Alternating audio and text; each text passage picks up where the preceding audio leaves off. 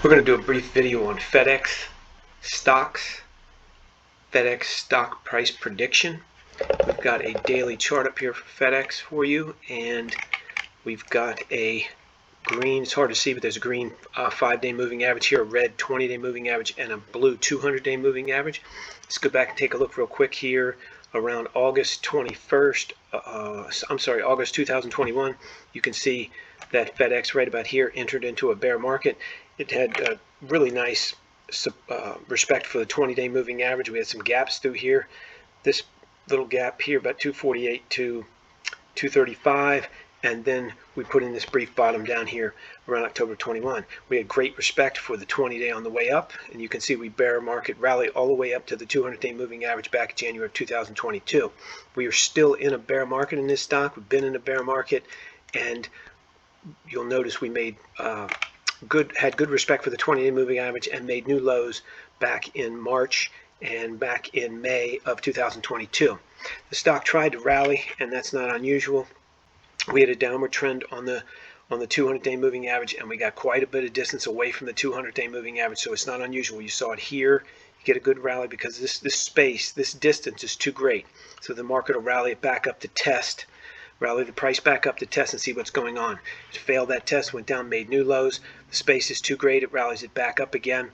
And you can see this time we did close above the 200 moving average. The 200 moving average, as you can see if you look carefully, had started to not so much flatten out because that happened afterwards, but the slope was a little bit steep. It had increased from here, but we were getting a slight little bit of turn right here. It's almost imperceptible, but it is noticeable if you stretch it out. You can see about this point, this started to flatten a little bit, and people may have been getting the idea that you could turn this stock into a bull market stock. However, as you'll notice, it went up, it went back down through the 200-day and oscillated back and forth and broke back down into bear market territory below the 200, below the 20, and the 5 was kind of twisted all around, but in general, this stock was clearly in a bear market. Now, that brings us to today. Today, this is, in case you can't see it, this is the price right here down here. It's made a low today of $155, and yesterday the high was 206, so that's a $50 drop today. So this stock's currently trading at $160 and change, down 21%, $44 on its current price, and volume's 26 million shares versus 2 million shares average. So it's a ridiculous movement on FedEx today. There was some fundamental talk this morning on the news, but at the end of the day, the technical picture is this stock's a bear market stock, has been a bear market stock all the way back since August of 21, still a bear market stock.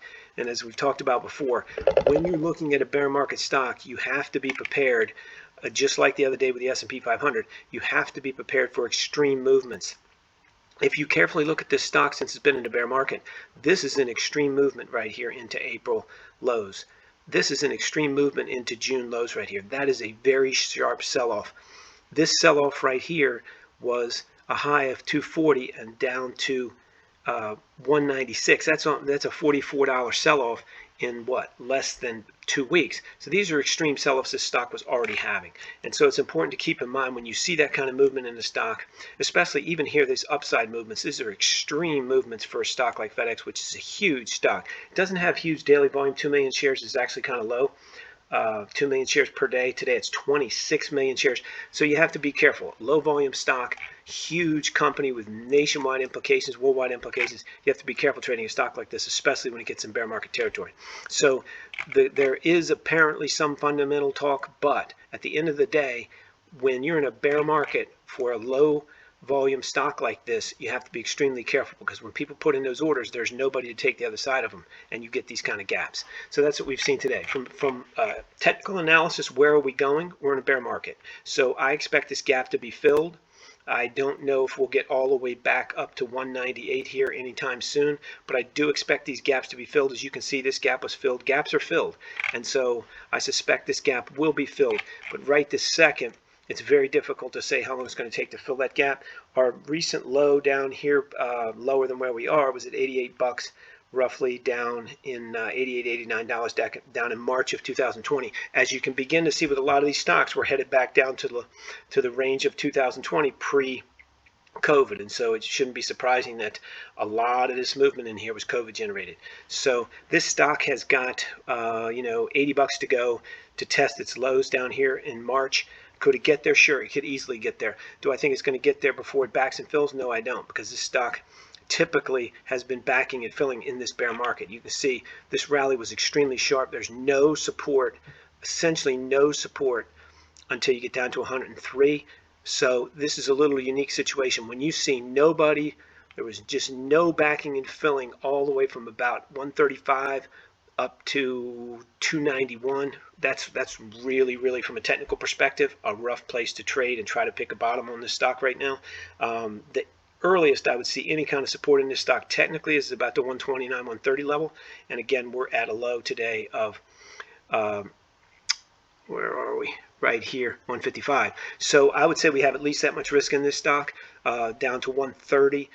I don't think it's going to go straight to 130 here. I think you're probably going to back and fill a little bit, but you never can tell.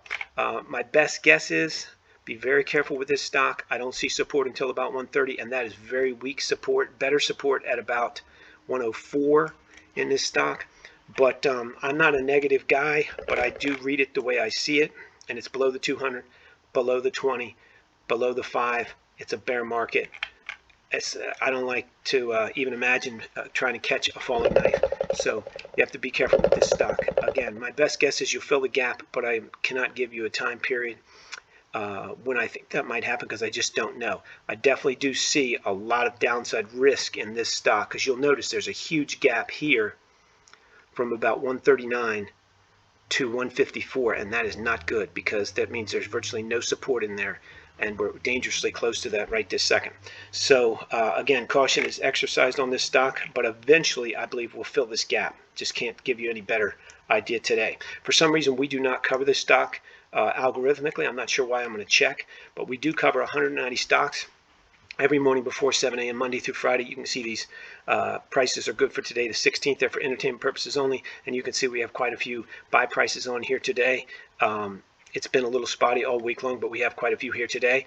You can get them all at rbamresearch.com, absolutely free, no credit card required. The way it works is we have 1, 5, and 20-day holding periods, and we basically, you buy today if your own analysis says it's a good idea, and in the 1-day column, close at the end of the first trading day, which would be Monday, because today's Friday, and close it out at a loss or take your profit sooner. Same thing for the 5 and the 20. If you bought in the 20-day column, assuming your own analysis said it was a good idea, you'd buy in the 20 today, close out 20 trading days, not calendar, but 20 trading days at a loss or take your profit sooner. Let's scoot down here and see what our trend following system says about the market as a whole.